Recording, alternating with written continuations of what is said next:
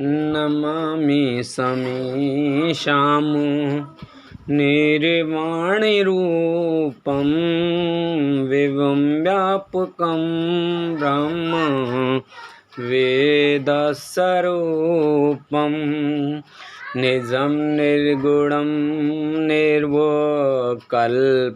निरीहं चिदाकाशमाकाशवासं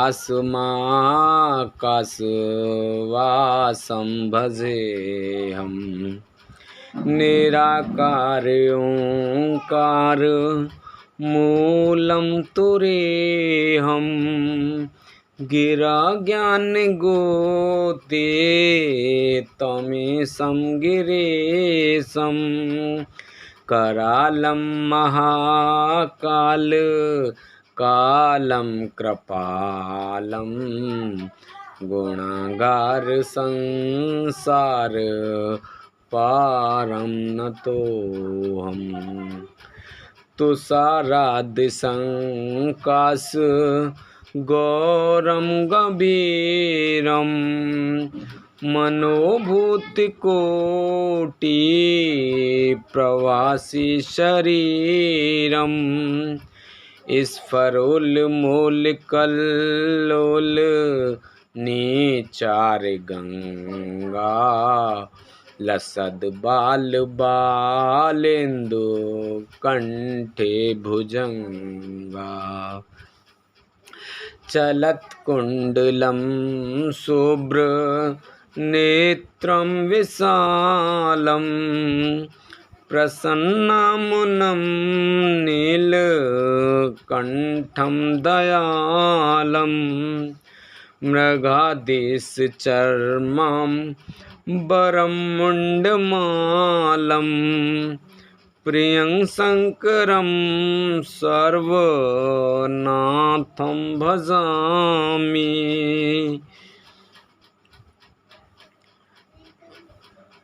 प्रचण्डं प्रगष्टं प्रगल्लं परेशम् अखंडम अजम भाने कोटि प्रकाशम त्रिशूल निर्मूल नमुशूल पाणिम भजेऽहं भवानी पतिं व्यावगम्यं कलातीत कल्याण कल्पांतकारी सदा सच्चिदानंद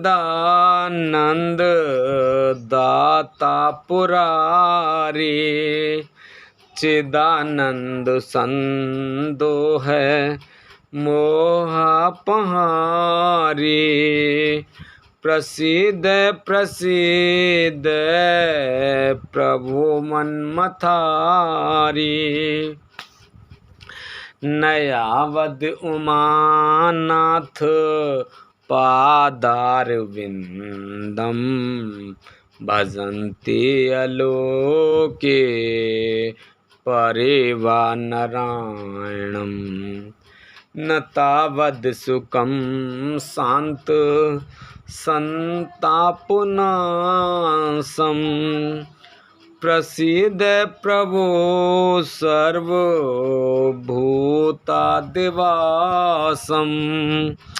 न जानामि योगं जपं नैव पूजा न तोऽहं सदा सर्वदा संव्यतोऽभ्यम् जरा जन्म दुःख्यो घटाताप्यमानं प्रभोपायापं नमामि शम्भो प्रभोपायापं नमामि शम्भो रुद्राष्टकं दि प्रोक्तं विपणे हर्तोषिये ये पठन्ति नरा भक्त्या तेषां शम्भु प्रसीदति सुन विनती सर्वज्ञ शिव देख विप्र अनुराग, नव मंदिर बाणी भई, तो हे दुजबर वर मांग। जो प्रसन्न प्रभु मोहि पर, नाथ दीन पर ने, निज पर भक्ति देहु प्रभु, पुंदु सरवर दे। तब माया बस जीव जड़, संकट फिरहि बिलान, तिन पर क्रोध न कीजिए, कृपा सिंधु भगवान। शंकर दीन दयाल अब, मो पर हो कृपाल, सात अनुग्रह हों ते, नाथ तोर ही काल सियापत। रामचंद्र पत जय शरणम शंकर, हरि ओम जय जय सिया राम, जय जय हनुमान हरि की जय। मंगल भवन अमंगल हारी, द्रवहु से दशरथ अजर बिहारी। दीन दयाल बिरद संभारी, हरहु नाथ मम संकट भारी। अब सो कृपा करहु एहि भांति, सब तज भजन करें दिन राति। प्रविश नगर की जय सब काजा, हृदय राख कौशलपुर राजा। जय जय जय अनंत अविनाशी, करहु कृपा सबके घटवासी। जय जय जय भोलेनाथ, तुम्हारी जय होवे। बोलो सांचे दरबार की जय। बोलो भोलेनाथ भंडारी कैलाशपति की जय। बोलो शिव भगवान की जय। माता पार्वती की जय। कार्तिक भगवान की जय। गणेश भगवान की जय। बोलो सभी दई देवतन की जय। बोलो तुलसा मैया, गंगे मैया, गैया मैया, संतोषी माता, पृथ्वी माता, कालका मैया, सभी दई देवतन की जय। बोलो शंकर भगवान की जय। बोलो गणेश भगवान की जय। बोलो शंकर भगवान की जय। बोलो पार्वती माता की जय। बोलो कार्तिक भगवान की जय। श्री रुद्र संहिता चतुर्थ खंड, पहला अध्याय, शिव पार्वती विहार। जिनका मन वंदना करने से प्रसन्न होता है, जो प्रेम प्रिय हैं और जो प्रेम प्रदान करने वाले हैं, जो पूर्णानंद हैं और अपने भक्तों की इच्छाओं को सदा पूरा करने वाले हैं, जो ऐश्वर्य संपन्न और कल्याणकारी हैं, जो साक्षात सत्य के स्वामी हैं, सत्य प्रिय और सत्य के प्रदाता हैं, ब्रह्मा और विष्णु जिनकी सदा स्तुति करते हैं, जो अपनी इच्छा के अनुरूप शरीर को धारण करते हैं, उन परम आदरमयी भगवान शिव की मैं चरण वंदना करता हूँ। मुनिश्रेष्ठ नारद जी ने ब्रह्मा जी से पूछा, हे ब्राह्मण, आप समस्त देवताओं और प्राणियों का मंगल करने वाले हैं। हे भगवान, आप मुझ पर कृपा करके यह बताइए कि देवादिदेव करुणा निधान भगवान शिव तो अत्यंत शक्तिशाली और समर्थ हैं, फिर भी जिस अभिष्ट फल की सिद्धि के लिए उन्होंने गिरजानंदिनी पार्वती से विवाह रचाया था, क्या वह पूर्ण हुआ? उन्हें पुत्र की प्राप्ति कब और कैसे हुई? तारकासुर का वध किस प्रकार हुआ? प्रभु कृपा कर मेरी इन जिज्ञासाओं की शांति हेतु मुझे इनके बारे में विस्तृत रूप में बताइए। सूर्य कहते हैं कि जब नारद जी ने यह पूछा, तब ब्रह्मा जी ने प्रसन्नतापूर्वक भगवान शिव का स्मरण करते हुए कहा, नारद, जब भगवान शिव देवी पार्वती के साथ कैलाश पर्वत पर पधारे, तब वहाँ सबने मंगल उत्सव किया। सभी खुशी में मगन होकर नृत्य कर रहे थे। तब भगवान शिव ने सभी को उत्तम भोजन कराया। तब सब देवताओं और मुनिगणों ने उनसे विदा लेकर अपने अपने धाम की ओर प्रस्थान किया।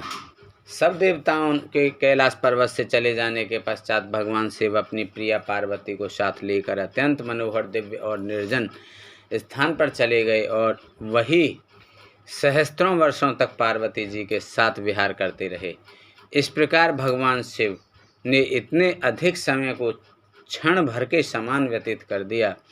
इस प्रकार समय तीव्र गति से व्यतीत होता जा रहा था, परंतु भगवान शिव का पुत्र अब तक उत्पन्न नहीं हुआ था। यह जानकर सभी देवताओं को मन ही मन चिंता सताने लगी।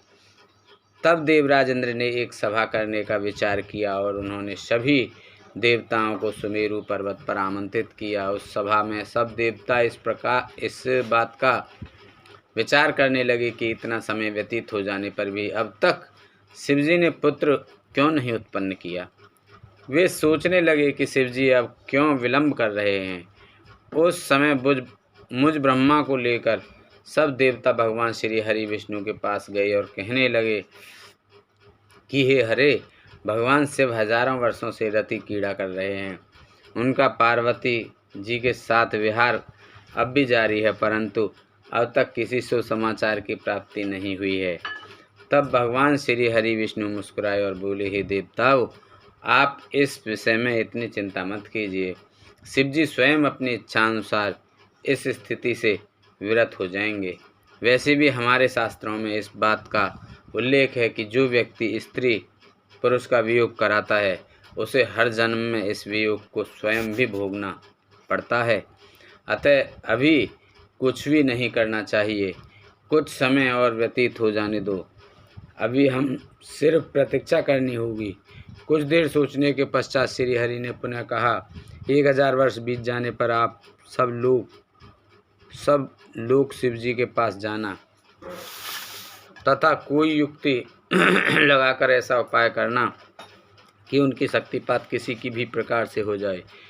उसी शक्ति से हमें उनके पुत्र की प्राप्ति हो सकती है, परंतु इस समय आप सब देवता अपने अपने धाम को चले जाएं। भगवान शिव को अपनी पत्नी पार्वती के साथ आनंद पूर्वक विहार करने दें। सब देवताओं को समझाकर श्री हरि वैकुंठ धाम को चले गए। श्री हरि के चले जाने के उपरांत सब देवताओं ने अपनी चिंता त्याग दी और प्रसन्नता पूर्वक अपने धाम चले गए। समय अपनी गति से बीतता गया, परंतु शिवजी का पुत्र नहीं हुआ। तारकासुर का भय और आतंक का साया दिन पर दिन और बढ़ने लगा। देवताओं सहित ऋषि मुनियों और साधारण मनुष्यों का जीवन उसने दूभर कर दिया था। तारकासुर के डर से पृथ्वी कांप उठी। तब श्री विष्णु जी ने सब देवताओं को बुलाया और भगवान शिव के पास चलने के लिए कहा। तब सब देवताओं को साथ लेकर भगवान श्री हरि और मैं भगवान शिव से भेंट करने के लिए कैलाश पर्वत पर पहुँचे, परंतु भगवान शिव कैलाश पर्वत पर नहीं थे। उनके गणों से जब हमने महादेव जी के विषय में पूछा तो उन्होंने बताया कि भगवान शिव माता पार्वती के साथ उनके मंदिर में गए हैं। तब श्री हरि ने शिवगणों से उनका पता पूछा। तत्पश्चात हम सब उस स्थान पर पहुँचे जहाँ त्रिलोकीनाथ भगवान शिव अपनी प्रिया के साथ निवास कर रहे थे। तब वहाँ उनके निवास के द्वार पर पहुंचकर सब देवताओं ने भगवान शिव का स्मरण कर उन्हें मन में प्रणाम कर उनकी स्तुति आरंभ कर दी। दूसरा अध्याय, स्वामी कार्तिकेय का जन्म। ब्रह्मा जी बोले, हे नारद, भगवान शिव तो सर्वेश्वर हैं, हर विषय के ज्ञाता हैं। भला उनसे कोई बात किस प्रकार छुप सकती है। भगवान शिव तो महान योगी हैं और सब कुछ जानने वाले हैं, इसलिए उन्होंने अपने योग बल से यह जान लिया कि मैं विष्णु जी सभी देवताओं के साथ लेकर उनके द्वार पर आए हैं। तब वे बड़े हर्षित हुए और हम सबसे मिलने के लिए द्वार पर पधारे और हमारी स्तुति को स्वीकार करते हुए बोले, आप सब एक साथ यहाँ क्यों पधारे हैं। तब हमने अपने आने का प्रयोजन बताते हुए कहा कि हे देवादिदेव करुणा निधान भगवान, तारकासुर के अत्याचार दिन प्रतिदिन बढ़ते जा रहे हैं। प्रभु अब तो उपाय कीजिए कि हमें उसके आतंक से मुक्ति मिल जाए। देवताओं के इन वचनों को सुनकर भगवान शिव दुखी हो गए और कुछ देर तक चुपचाप कुछ सोचने के बाद बोले, हे देवताओं, आपके दुखों को मैं समझ रहा हूँ, परंतु मेरे लिए एक कठिन समस्या है कि मेरे द्वारा किए गए शक्तिपात को कौन धारण कर सकता है। ऐसा कहकर उन्होंने अपना शक्तिपात धरती पर गिरा दिया। तब सब देवताओं ने अग्निदेव से प्रार्थना की कि वे भगवान शिव की उस शक्ति को कपोत बनकर धारण कर लें। सब देवताओं का आग्रह स्वीकार करके अग्निदेव ने कपोत रूप धारण कर उस शक्ति को अपने अंदर समाहित कर लिया। जब बहुत देर तक भगवान शिव देवी पार्वती के पास वापस नहीं पहुँचे तो परेशान होकर देवी स्वयं उन्हें देखने बाहर चली आईं। वहाँ जब उन्होंने अग्निदेव को उस शक्ति का भक्षण करते हुए देखा तो वे क्रोधित हो गईं। उस समय उनकी आंखें गुस्से के कारण लाल हो गई थीं। तब देवी पार्वती ने अग्निदेव से कहा, हे दुष्ट अग्निदेव, आपने मेरे पति त्रिलोकीनाथ की शक्ति का भक्षण किया है, इसलिए आज मैं तुम्हें शाप देती हूँ कि तुम सर्वभक्षी होगे। जो भी तुम्हारे संपर्क में आएगा वह तत्काल नष्ट हो जाएगा। तुम सर्वथा इस आग में स्वयं भी जलते रहोगे। अग्निदेव को क्रोध में यह शाप देकर देवी पार्वती वहाँ से चली गईं। उनके साथ शिवजी भी वहाँ से चले गए। इधर समस्त देवताओं द्वारा अग्नि में होम करने से और अन्न आदि के सेवन द्वारा वह शक्ति सब देवताओं के शरीर में पहुँच गई। उस शक्ति की गर्मी से सभी देवता दुखी हो गए थे। तब सब पुनः भगवान शिव की शरण में पहुँचे और उनसे हाथ जोड़कर प्रार्थना करने लगे कि भगवान, हमें इस जलन से मुक्ति दिलाएं। हम सब की पीड़ा अनुभव कर उन्होंने हमसे कहा कि इस शक्ति के ताप और जलन को बंद करने के लिए उसे हमें अपने शरीर से वमन के द्वारा बाहर निकालना होगा। भगवान शिव की आज्ञा मानकर हम सभी देवताओं ने वमन द्वारा शिव जी की उस शक्ति को अपने शरीर से निकाल दिया। उसके निकलते ही सबने संतोष की सांस ली और महादेव जी की स्तुति करके उन्हें धन्यवाद दिया। परंतु अग्निदेव की पीड़ा किसी भी प्रकार कम नहीं हो रही थी। उनका हृदय जल रहा था। तब मैंने अग्निदेव को भगवान शिव की शरण में जाने की सलाह दी। तब मेरी बात मानकर अग्निदेवता ने भक्तवत्सल भगवान शिव की बहुत स्तुति की। तब शिव से प्रसन्न हुए और बोले, कहिए अग्निदेव, आप क्या कहना चाहते हैं? तब अग्निदेव ने हाथ जोड़कर भगवान को प्रणाम किया और उनकी स्तुति की। तत्पश्चात वे बोले, हे देवाधिदेव, कृपा करके मेरे अपराध को क्षमा कर दीजिए। मैं बहुत बड़ा मूर्ख हूँ जो मैंने आपकी शक्ति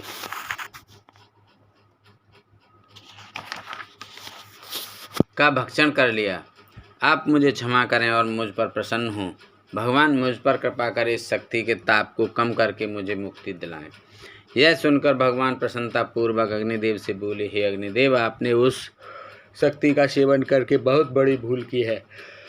अपने किए का दंड आप काफ़ी समय से भोग रहे हैं, इसलिए मैं आपको क्षमा करता हूँ। तुम मेरी इस शक्ति को किसी नारी शरीर में स्थिर कर दो। ऐसा करने से तुम्हारे सभी कष्ट दूर हो जाएंगे। यह सुनकर अग्नि ने दोबारा प्रश्न किया कि भगवान, आपका तेज धारण करने की क्षमता तो किसी में भी नहीं है।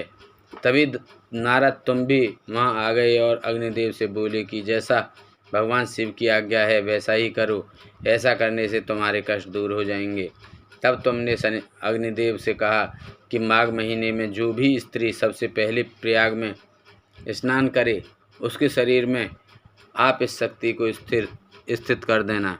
माघ का महीना आने पर सुबह ब्रह्म मुहूर्त में सर्वप्रथम सप्तऋषि की पत्नियां प्रयाग में स्नान करने पहुंची।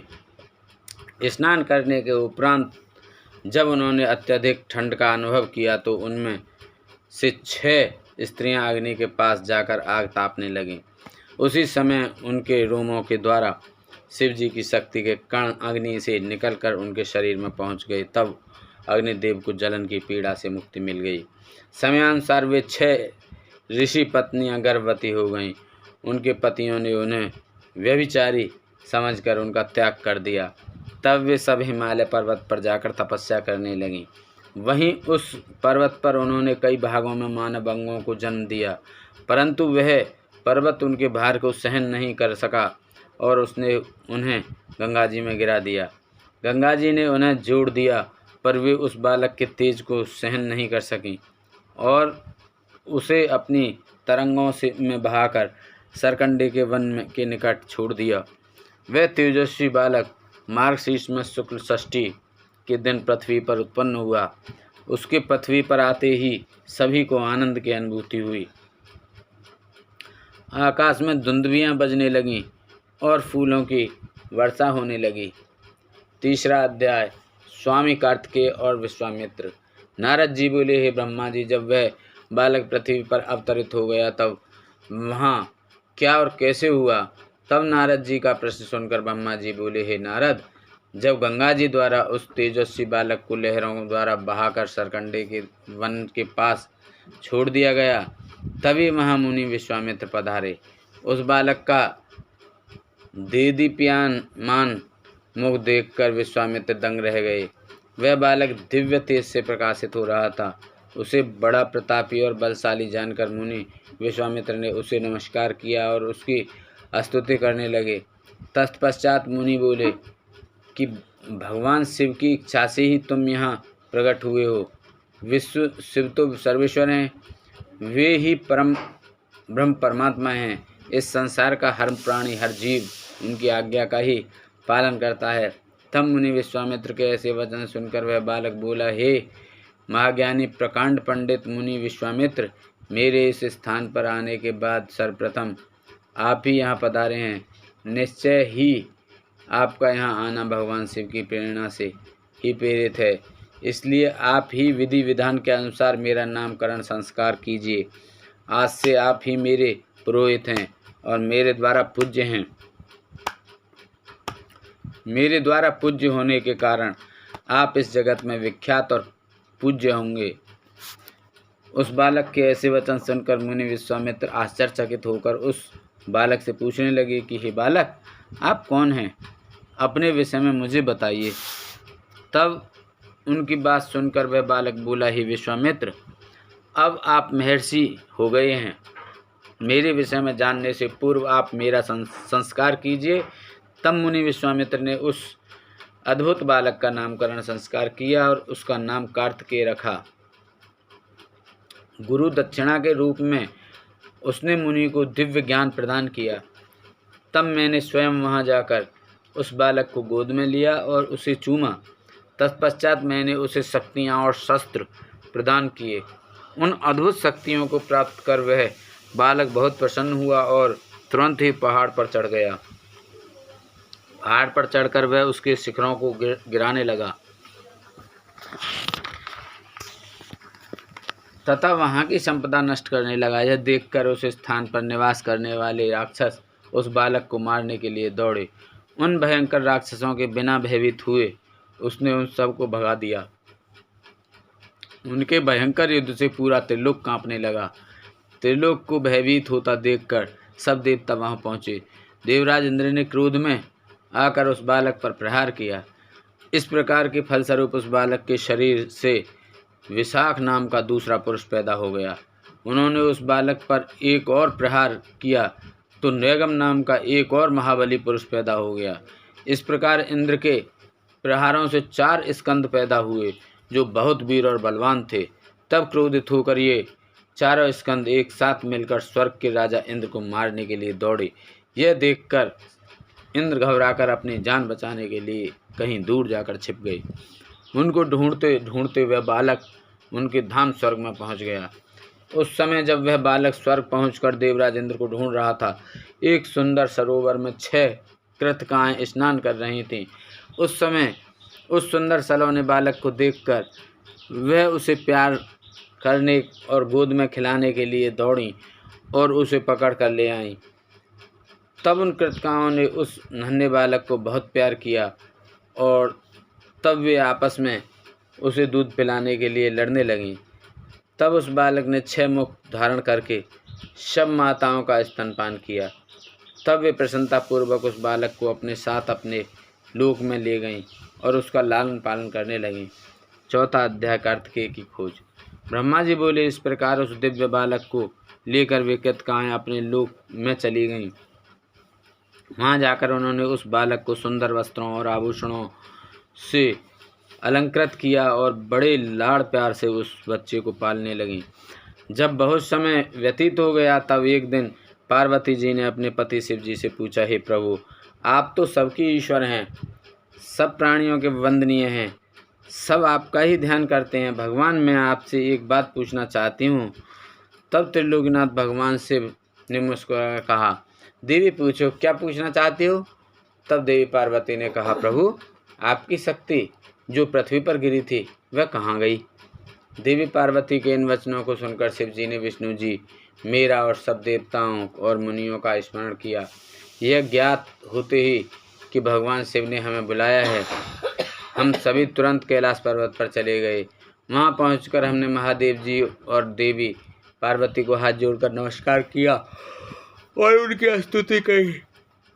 तब भगवान शिव बोले, हे देवताओं, मुझे यह बताइए कि मेरी वह अमोघ शक्ति कहाँ है? शीघ्र बताओ, अन्यथा मैं तुम्हें इसके लिए दंड दूंगा। भगवान शिव के ये वचन सुनकर सभी देवता भय से कांपने लगे। तब उन्होंने जैसे जैसे वह शक्ति जहाँ जहाँ गई थी वह सभी बातें शिव पार्वती को विस्तार सहित बताईं।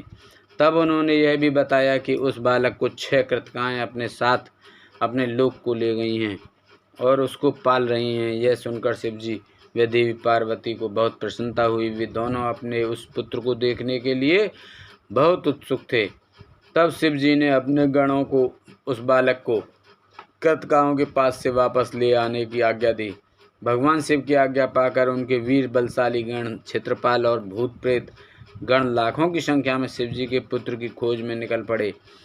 तब उन सब ने वहाँ पहुँचकर कृतकाओं के घर को घेर लिया। यह देखकर कृतकाएँ भय से व्याकुल हो गईं।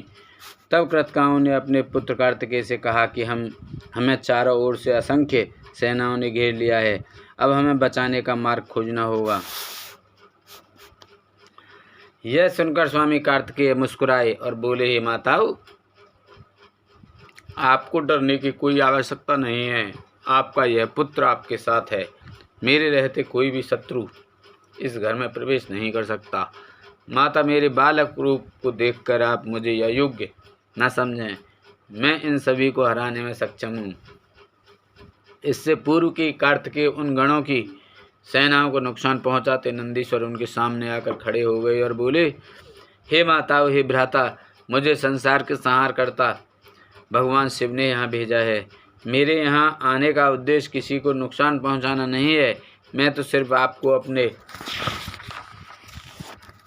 साथ ले जाने के आया हूँ। इस समय ब्रह्मा, विष्णु और शिव त्रिदेव आपकी कैलाश पर्वत पर प्रतीक्षा कर रहे हैं तथा आपके लिए चिंतित हैं। आप शीघ्र ही हमारे साथ पृथ्वी पर चलें। आप सभी अभी तक अपने जन्म के उद्देश्य से सर्वथा अनजान हैं। आपका जन्म दैत्यराज तारकासुर का वध करने के लिए ही हुआ है, अतः आप हमारे साथ चलें। वहाँ पृथ्वी लोक पर सब देवताओं सहित स्वयं भगवान शिव आपका अभिषेक करेंगे तथा सब देवता अपनी अपनी दिव्य शक्तियाँ और शस्त्र अस्त्र आपको प्रदान करेंगे। यह सुनकर कार्तिकेय बोले, यदि आपको भगवान शिव ने यहाँ मेरे पास भेजा है तो मैं अवश्य उनके दर्शनों के लिए आपके साथ चलूँगा। हे तात, ये ज्ञान योगिनियाँ प्रकृति की कला हैं। इन्हें कृतिका नाम से जाना जाता है। इन्होंने ही अब तक मेरा पालन पोषण किया है, इसलिए ये मेरी माताएं हैं और मैं इनका पोष्य पुत्र हूँ। तब स्वामी कार्तिकेय ने हाथ जोड़कर कृतकाओं से नंदीश्वर के साथ जाने की आज्ञा मांगी। माताओं ने अपना आशीर्वाद देकर उन्हें वहाँ से जाने की आज्ञा प्रदान की। 5वां अध्याय, कुमार कार्तिकेय का अभिषेक। ब्रह्मा जी बोले, जब कार्तिकेय अपनी माताओं कृतकाओं से आज्ञा लेकर भगवान शिव के पास जाने के लिए वहाँ से निकले तो द्वार पर देवताओं के शिल्पी विश्वकर्मा द्वारा बनाया गया सुंदर रथ उनकी प्रतीक्षा कर रहा था। वह रथ दिव्य था और द्रुत गति से चलने वाला था। उस रथ को उनकी माता पार्वती ने उनके लिए भेजा था। उनके पार्षद उस रथ के पास खड़े हुए थे। कार्तिकेय दुखी मन से उस रथ पर चढ़ने लगे तभी उनकी माताएं दौड़कर रोते हुए उनसे लिपट गईं और कहने लगीं कि पुत्र, हम तुम्हारे बिना क्या करें। पुत्र, हम तुमसे बहुत प्यार करते हैं, तुम्हारे बिना यहाँ रहना हमारे लिए संभव नहीं है, तुम शीघ्र ही वापस लौट आना। यह कहकर उन्होंने कार्तिकेय को हृदय से लगा लिया और भारी मन से कार्तिकेय को रोते रोते जाने की आज्ञा दी। तब कार्तिकेय ने कृतकाओं को अध्यात्म ज्ञान प्रदान किया। तत्पश्चात कार्तिकेय उस दिव्य मनोहर रथ पर बैठ गए और वह उन्हें ले उड़ा। आकाशीय मार्ग से तीव्र गति से चलता हुआ वह रथ कैलाश पर्वत पर आकर रुका। तब शिवगणों ने भगवान शिव और माता पार्वती के पास जाकर कार्तिकेय के आगमन की शुभ सूचना उन्हें दी। उनके आगमन के बारे में सुनकर भगवान शिव और देवी पार्वती बहुत प्रसन्न हुए। तत्पश्चात भगवान शिव मुझे विष्णु देवी, पार्वती और अन्य देवताओं को साथ लेकर उस स्थान पर पहुँचे जहाँ कार्तिकेय का रथ रुका हुआ था। सबके मन में गंगा जी से उत्पन्न उस बालक को देखने की बड़ी इच्छा थी। जब सब देवता कार्तिकेय से मिलने के लिए आ रहे थे, उस समय चारों दिशाओं में शंख और भैरी बजने लगी। सभी शिवगण नाचने गाते हुए और उनकी जय जयकार करते हुए अपने आराध्य भगवान शिव के पुत्र को देखने के लिए चल दिए। वहां पहुंचकर सब बहुत प्रसन्न हुए। भगवान शिव ने प्रेम पूर्वक उस बालक को गोद में बैठा लिया। तब देवी पार्वती ने भी उस बालक को बहुत प्यार किया। भगवान शिव ने उस बालक के लिए एक सुंदर रत्नों से जड़ा हुआ सिंहासन मंगाया और उस सिंहासन पर बालक को बैठाया। तत्पश्चात भगवान शिव ने सब तीर्थ स्थानों से मंगाए गए जल को वेद मंत्रों से पवित्र करके उससे बालक को स्नान कराया। 6 कृतकाओं द्वारा पोषित होने के कारण उस दिव्य बालक को कार्तिकेय के नाम से जाना गया।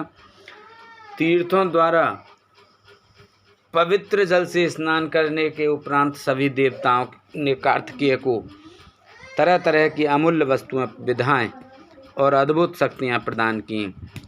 तब सर्वप्रथम देवी पार्वती ने अपने पुत्र को हृदय से लगाकर उसे चिरंजीव होने का आशीर्वाद प्रदान किया। माता लक्ष्मी ने दिव्य मनोहर हार उस बालक को पहनाया तो देवी सावित्री ने सारी सिद्धि विधाएं उन्हें प्रदान की। फिर श्री विष्णु जी ने रत्नों से निर्मित किरीट, मुकुट, बाजूबंद, वैजंतीमाला और अपना सुदर्शन चक्र उन्हें प्रदान किया।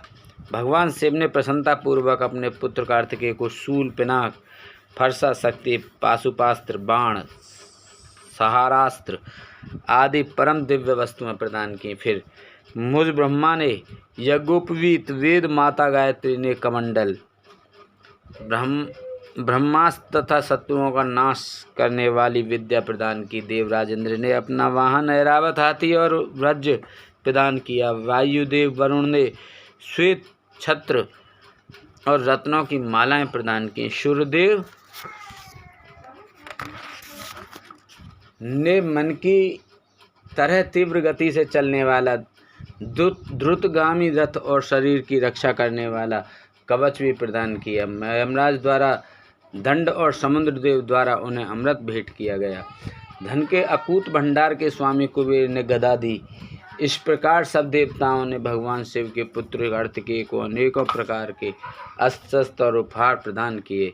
सभी देवता और शिवगणों ने उनका अभिवादन किया।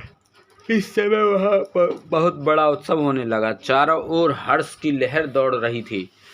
6वां अध्याय, कार्तिकेय का अद्भुत चरित्र।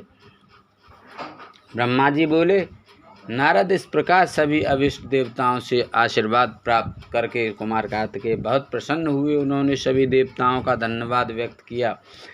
तत्पश्चात वे अपने सिंहासन पर जा बैठे। तभी वहाँ एक ब्राह्मण दौड़ता हुआ आया। उस ब्राह्मण ने आकर कार्तिकेय को प्रणाम किया और उनके चरण पकड़ लिए और बोला, हे स्वामी, मैं आपकी शरण में आया हूँ, मुझ पर कृपा करके मेरे कष्ट को दूर करें। तब कार्तिकेय ने उस ब्राह्मण को उठाया और आदरपूर्वक अपने पास बैठा कर उसके दुखी होने का कारण पूछा।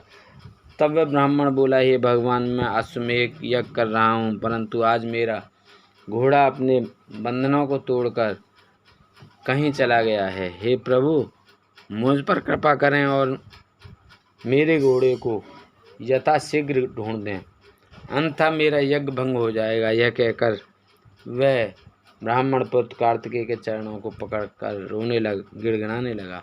वह रोते रोते बोला, आप पूरे ब्रह्मांड के स्वामी हैं, आप सबकी सेवा करने को सदा तत्पर रहते हैं, आप सब देवताओं के स्वामी हैं और त्रिलोकीनाथ भगवान शिव के पुत्र हैं। इस प्रकार उस ब्राह्मण द्वारा की गई स्तुति को सुनकर कार्तिकेय बहुत प्रसन्न हुए।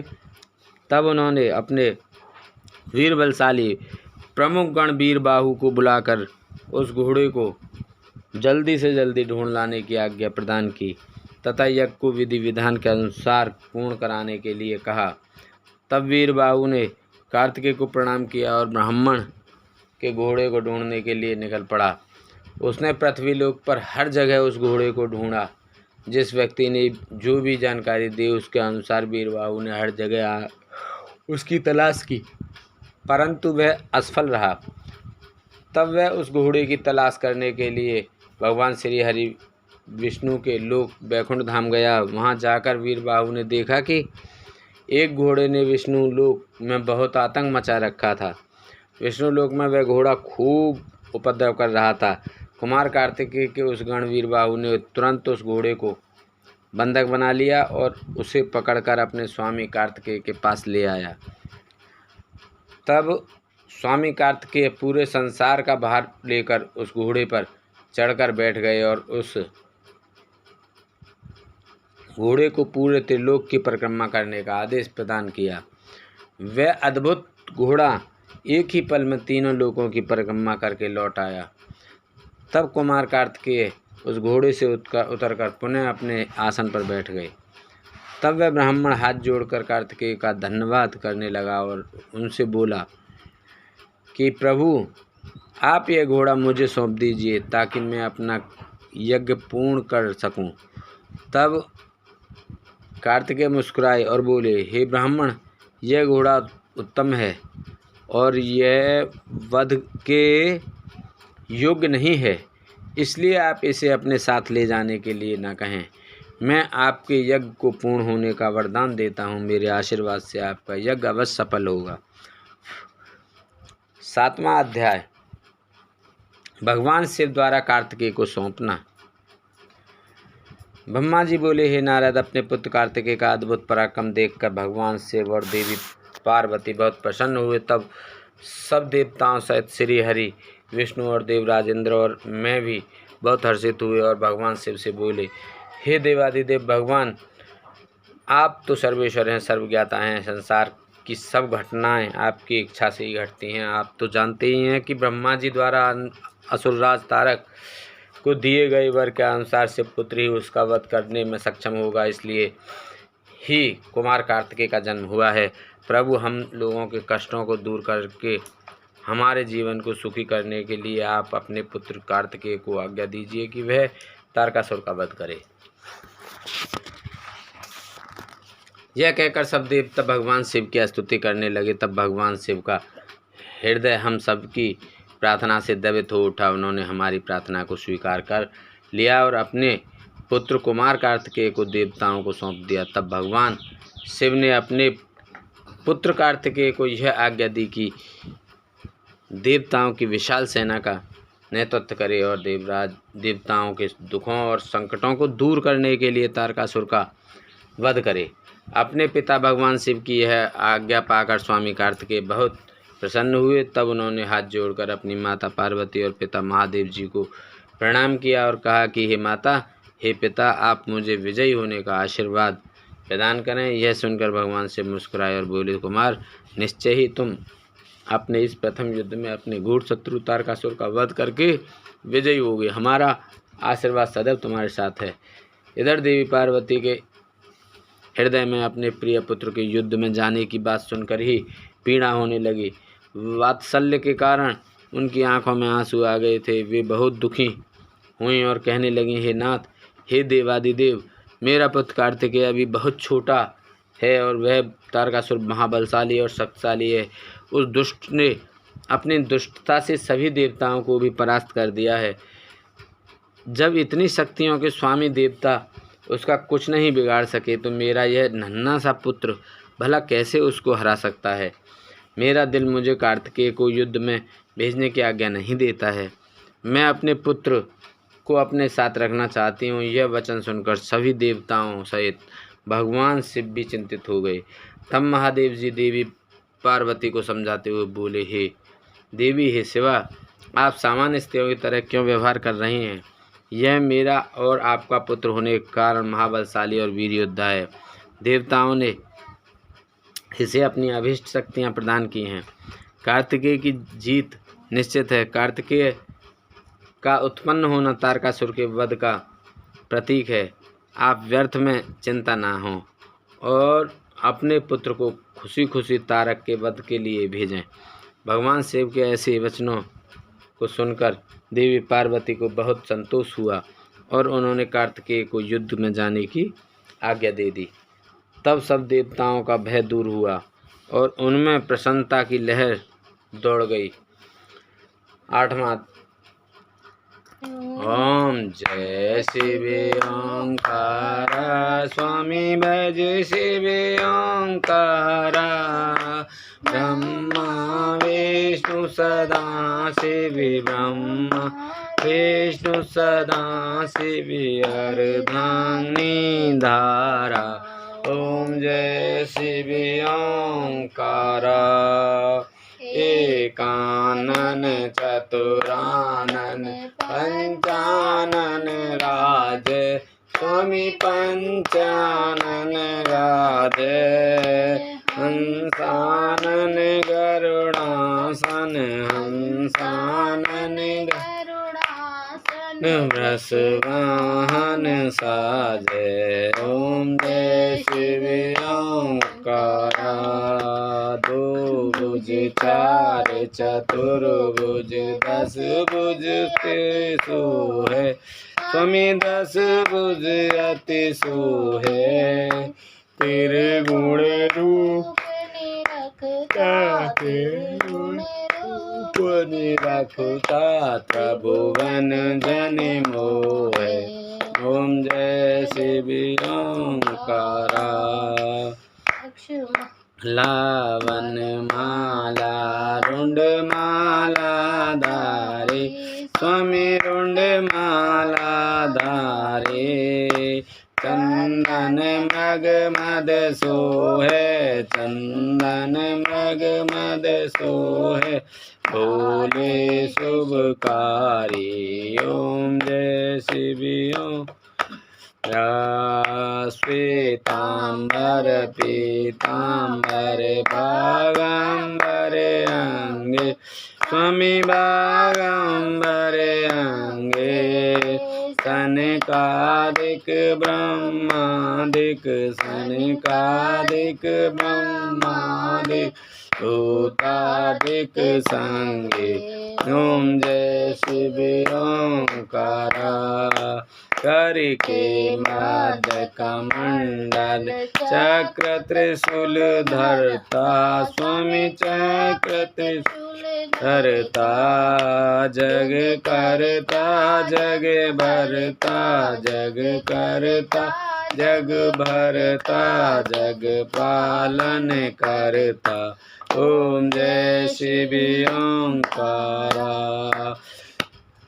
ब्रह्मा विष्णु सदा शिव, जानते अब वेका, स्वामी जानते अब वेका, प्रणवाक्षर में शोभित, प्रणवाक्षर में शोभित, ये तीनों एका। ओम जय शिव ओंकारा, त्रिगुण स्वामी जी की आरती जो कोई नर गावे, स्वामी प्रेम सहित गावे, हैत शिवानंद स्वामी भजते हरि हर, स्वामी मन वांछित फल पावे। ओम जय शिव ओंकारा, जय शिव ओंकारा, स्वामी भज शिव ओंकारा, ब्रह्मा विष्णु सदा शिव, ब्रह्मा विष्णु सदा शिव, नरधांगी धारा। ओम जय शिव ओंकारा। भगवान की जय, बोल दुर्गे माँ की जय। जय शंकर शंकर जय शंकर कैलाशपति, जय गोरा गोरा जय गोरा माँ पार्वती। जय शंकर शंकर जय शंकर कैलाशपति, जय शंकर शंकर जय शंकर कैलाशपति। जय गोरा जय गोरा माँ पार्वती। जय गोरा जय गो पार्वती। जय शंकर कैलाशपति, जय शंकर शंकर जय शंकर कैलाशपति। जय गोरा जय गोरा माँ पार्वती। जय शंकर शंकर जय शंकर कैलाशपति।